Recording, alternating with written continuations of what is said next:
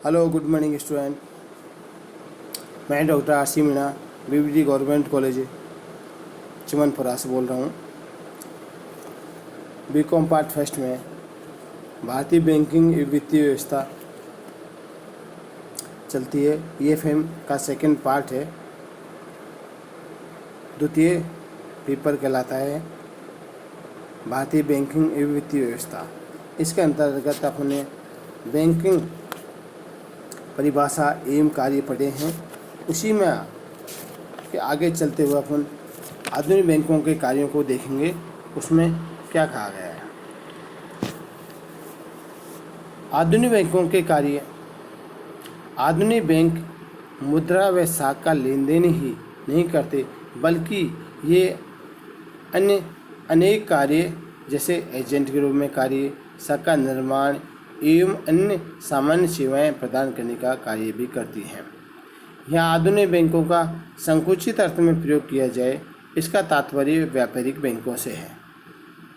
आधुनिक अर्थात व्यापारिक बैंकों के प्रमुख कार्य निम्नलिखित हैं। पहला, प्राथमिक या परंपरागत कार्य। दूसरा है विक्रेता व प्रतिनिधि संबंधी कार्य। तीसरा है सामान्य उपयोगी सेवाएं।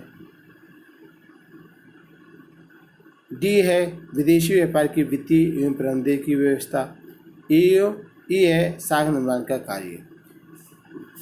व्यापारी बैंकों के कार्यों को विस्तार रूप से आगे देखा गया है। पहला है प्राथमिक एवं परंपरागत कार्य के अंतर्गत दो कार्य सम्मिलित किए गए हैं।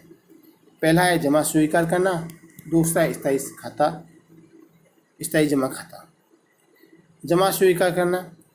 बैंकों का मुख्य कार्य धन जमा करना एवं उधार देना है। बैंकों को उधार देने के लिए धन की आवश्यकता होती है। इनकी अंश पूंजी उधार देने की दृष्टि से प्राप्त कोषों का निर्माण नहीं कर पाती है, अतः ये व्यक्तियों एवं संस्थाओं की अतिरिक्त धनराशि जमा करते हैं और बदले में उन्हें ब्याज देते हैं। व्यक्ति संस्थाएं अपने अतिरिक्त बचतों को बैंकों में जमा करवा देती हैं ताकि उनका धन सुरक्षित रह सके एवं बदले में ब्याज भी मिले। इसके लिए विभिन्न प्रकार के खाते कर जमाओं को आकर्षित करने का प्रयास करते हैं। व्यापारी बैंकों द्वारा निम्नलिखित खाते खोले जाते हैं। स्थायी जमा खाता, इन्हें समय जमा खाता, ये निश्चित अवधि जमा खाता भी कहते हैं। इन खातों में धन एक निश्चित अवधि के लिए जमा करा दिया जाता है। अवधि समाप्त होने पर धन को बैंक लौटा देता है। सावधि जमा खातों की ब्याज दर पूर्व निर्धारित होती है। सामान्य खाते 6 माह से लेकर 10 वर्ष की अवधि तक के हो सकते हैं। अब तो स्थायी जमा खाता 1 माह या उससे भी कम अवधि के लिए खोले जाते हैं। इन पर ब्याज की दर जमा की अवधि के अनुसार कम व अधिक होती है। सामान्य रूप से लंबी अवधि की जमाओं पर ब्याज दर अधिक होती है, क्योंकि बैंक ऐसी धन राशि का लंबे समय तक उपयोग कर सकता है। जमाकर्ताओं को बैंक एक रसीद देता है। भुगतान प्राप्त करते समय रसीद लौटानी होती है। यदि जमाकर्ता को निश्चित अवधि से पूर्व धन की आवश्यकता पड़ जाए तो वह रसीद की जमानत पर बैंक से ऋण ले सकता है। इस ऋण पर कुछ अधिक ब्याज, सामान्यतः 2% अधिक लिया जाता है। चालू खाता, यह खाता सामान्य रूप से व्यापारियों व उद्योगपतियों द्वारा खोला जाता है। इस खाते में ग्राहकों को कितनी ही भी बार व कितनी ही मात्रा में धन जमा करवाने व निकालने की सुविधा होती है। व्यापारियों व उद्योगपतियों के दिन प्रतिदिन के लेन देन बहुत अधिक होते हैं, अतः वे ऐसे खाते खोलते हैं। इस प्रकार जमा राशि के निकलवाने की अनिश्चितता रहती है, अतः बैंक इस जमा राशि का स्वतंत्रतापूर्वक उपयोग नहीं कर पाता है। इसी कारण चालू खाते में जमा राशि पर बैंक प्राय कोई ब्याज नहीं देता, बल्कि कभी कभी सेवाओं के लिए कुछ शुल्क भी ले लेता है। इस खाते में ग्राहक को उसके हिसाब के अनुसार अधिविकर्ष की सुविधा दी जाती है। इस खाते में चेक बुक की सुविधा दी जाती है। तीसरा, बचत खाता। बचत खाते अल्प एवं मध्यम आय वर्ग की जनता की सुविधा के लिए खोले जाते हैं। इस खाते में मोटी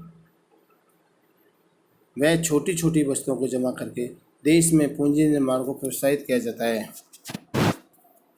यह खाता कोई भी जमा करता जब चाहे न्यूनतम जमा राशि भरकर खोल सकता है, लेकिन इस पर चेक बुक सुविधा के लेने के लिए जमाकर्ता को बैंक द्वारा निर्धारित न्यूनतम जमा राशि रखना होता है।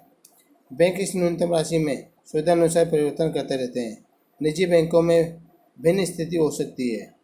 इसमें धन जमा कराने के संबंध में कोई प्रतिबंध नहीं है, किंतु रुपये निकालने के संबंध में कुछ प्रतिबंध हैं। जैसे कोई भी व्यक्ति अपने खाते से 6 माह में 50 बार से अधिक धन नहीं निकाल सकता, लेकिन यह प्रतिबंध बहुत कठोर नहीं है। इस खाते में जमा धन पर कुछ ब्याज सामान्य 3.5% से 4.5% तक मिलती है। यह खाता नौकरी पेशे लोगों एवं सामान्य जनता के लिए लाभप्रद होता है। इसकी दर सामान्यतः समय समय पर बदलती रहती है। गृह बचत खाता। गृह बचत खाता बहुत कम बचत करने वाले व्यक्तियों के लिए उपयुक्त है। इसके अंतर्गत बैंक अपने ग्राहकों को एक गुल्लक या तिजोरी देता है। ग्राहक एक गुल्लक अपने घर ले जाता है और अपनी बचत एकत्रित करता रहता है। जब गुल्लक भर जाती है तो वह उसे बैंक में ले जाकर जमा राशि अपने खाते में जमा करवा देता है। इस प्रकार थोड़ी थोड़ी बचत जमा कराते कराते एक बड़ी जमा राशि हो जाती है। इस प्रकार के बचत खाते पर बहुत कम दर से ब्याज दिया जाता है। अनिश्चितकालीन जमा राशि। इस प्रकार के खाते में अनिश्चित अवधि के लिए जमा स्वीकार की जाती है। केवल कुछ विशेष परिस्थितियों में ही इस खाते से धन निकाला जा सकता है। बैंक ग्राहकों को उसे खाते में जमा राशि के ब्याज का भुगतान करता रहता है। ऐसे जमा धन को बैंक अधिक अवधि के लिए विनियोजित कर सकता है, इसलिए इस पर ब्याज भी ऊंची दर से दिया जाता है। भारत में इस प्रकार के जमा खाते प्रचलित नहीं हैं। अन्य जमा योजनाएं।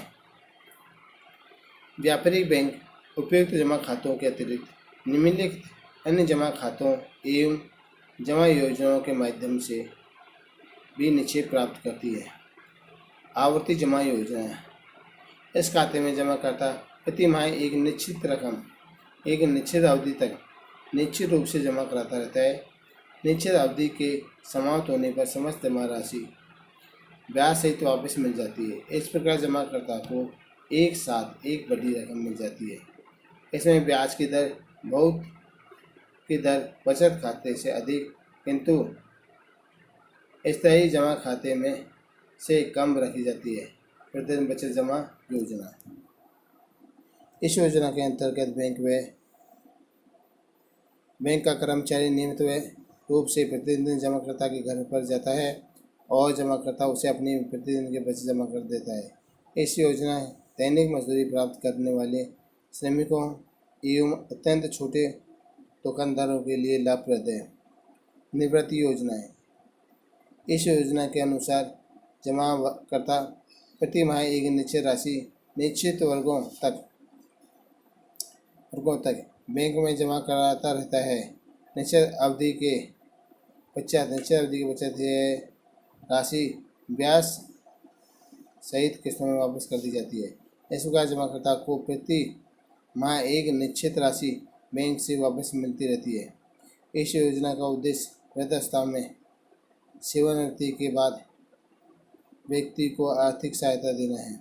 इन योजनाओं के अतिरिक्त बैंकों ने कुछ योजनाओं जैसे मासिक ब्याज, आय जमा योजना, अवैयिक बचत योजना, कृषक जमा योजना, गृह जमा योजना, बीमा लाभ से जुड़े बचत खाते आदि भी चालू रखे हैं।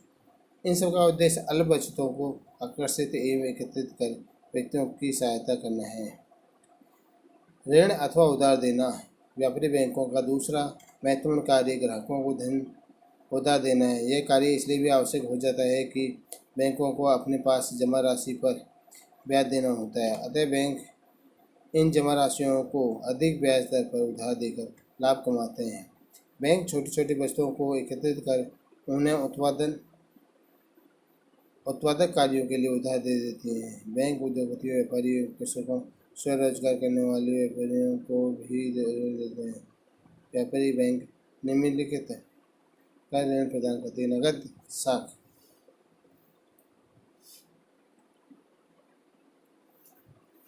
इस योजना के अंतर्गत बैंक किसी व्यक्ति या संस्था को अंश व ऋण पत्र प्रतिभूतियों, चल व अचल संपत्ति आदि की जमानत पर एक निश्चित मात्रा तक ऋण लेने का अधिकार देता है।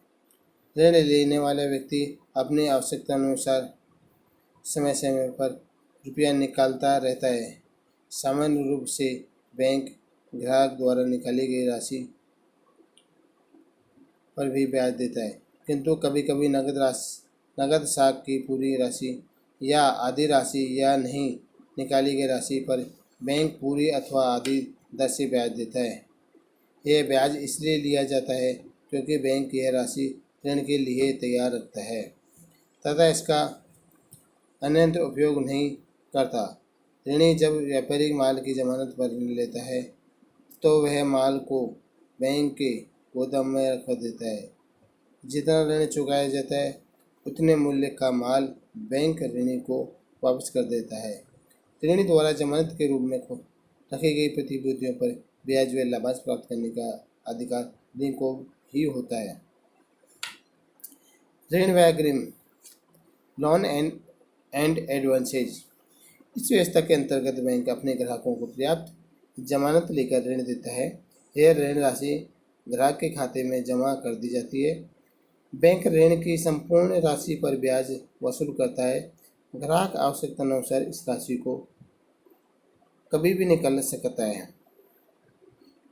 इसमें संपूर्ण रकम एक साथ न देने से बैंक की जोखिम को कम हो जाती है। इस प्रकार सुविधा एक निश्चित अवधि के लिए ही दी जाती है। इस अवधि की समाप्ति पर ऋण लौटाना पड़ता है। यदि ग्राहक ऋण लौटाने में असमर्थता रहता है तो उसकी जमानत के रूप में रखी संपत्ति को बेचकर ऋण वसूल किया जाता है। अधिविकास है। जब बैंक अपने चालू खाता रखने वाले ग्राहकों को उनके द्वारा जमा कराई गई राशि से अधिक राशि निकलवाने की छूट दे देता है तो उसे अधिविकास कहते हैं।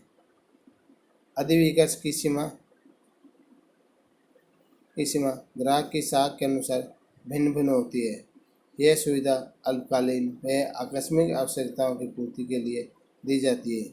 अधिविकास के लिए बैंक जमानत मांगता है या कई बार अच्छी साख वाले ग्राहकों को बिना जमानत के ही भी अधिविकास की सुविधा दी जाती है। इस सुविधा में अधिविकास की राशि पर निकाली गई अवधि का ब्याज लिया जाता है। यह सुविधा केवल चालू खाते पर दी जाती है। विनिमय विपत्रों की कटौती। यह भी बैंक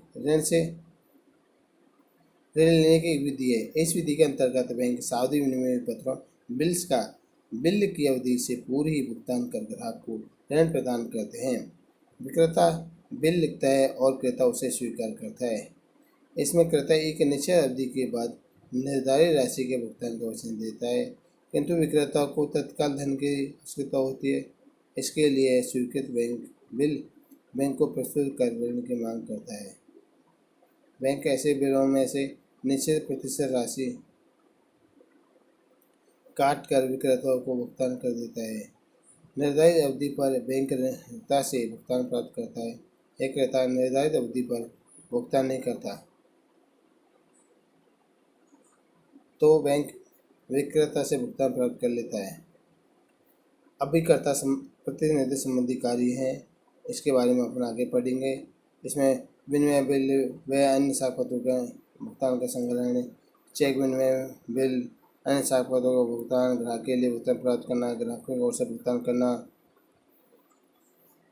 धन का हस्तांतरण, ट्रांसफर, प्रतिभूतियों का क्रय विक्रय, प्रबंधक, प्रन्यासी, निष्पादक के रूप में कार्य, अभिगोपन कार्य, अन्य प्रतिनिधि संबंधी कार्य, सामान्य उपयोगी कार्य, धन व संपत्तियों की सुरक्षा, यात्री चेक व साखों की व्यवस्था, आर्थिक स्थिति की सूचना देना, वित्तीय सलाहकार, सूचनाएं प्रकाशित करना, विनिमय पत्रों को स्वीकार करना, ऋणों की जमानत, व्यक्तिगत साख, सार्वजनिक ऋणों की व्यवस्था, अंश बाजार के कार्य, स्वदेशी विनिमय की व्यवस्था करना,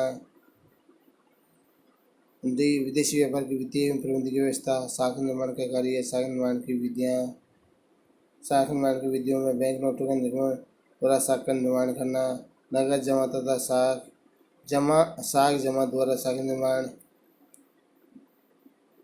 नगद जमा तथा प्रारंभिक जमाएं, शाख जमा तथा वेतन जमाएं, विनिमय बिलों की कटौती शाख।